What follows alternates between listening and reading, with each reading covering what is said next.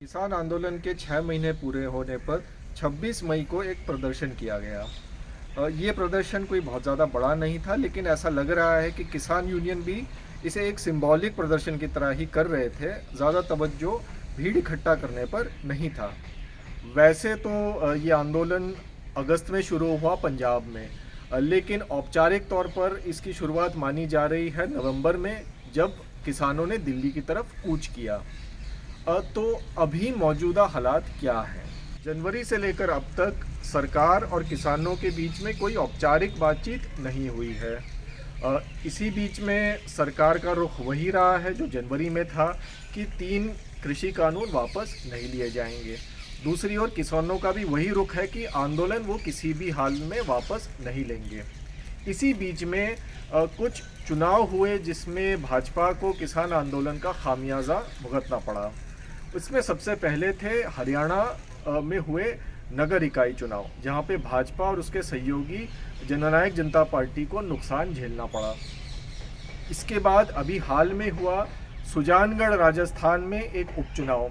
सुजानगढ़ शेखावटी इलाके में आता है, जहां जाट किसानों की आबादी ज़्यादा है। वहां पर कांग्रेस की जीत हुई और भाजपा तीसरे नंबर पर आई।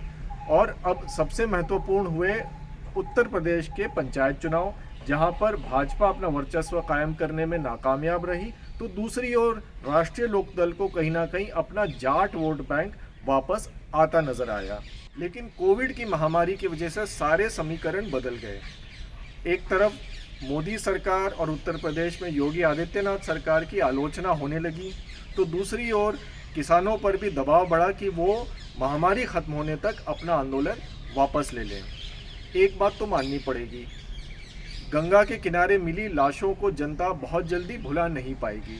तो क्या इसके चलते सरकार कम से कम एक राजनीतिक चुनौती खत्म करने के लिए किसानों की मांगे मान लेगी? फिलहाल तो इसकी संभावना नज़र नहीं आ रही है। हाल ही में भाजपा ने सोशल मीडिया पर एक टूल किट जारी किया, जिसमें एक पॉइंट ये था कि उन्होंने किसान आंदोलन को कोविड की केसेस के लिए जिम्मेदार ठहराया। अब ये बात सच हो ना हो, कम से कम इससे एक बात तो जाहिर होती है कि भाजपा फिलहाल किसी समझौते के लिए तैयार नहीं है। किसान यूनियन के इरादे अभी भी उतने ही मजबूत हैं। वो कहते हैं कि भले ही वो मर जाएंगे, लेकिन अपना आंदोलन किसी भी हालत में वापस नहीं लेंगे। तो अब ऐसे में आगे 2 चीज़ें होती नज़र आ रही हैं। एक तरफ भाजपा की शायद यही कोशिश रहेगी कि किसी भी तरह से किसान आंदोलन को बदनाम किया जाए और उनका राजनीतिक इम्पैक्ट जो है वो कम किया जाए।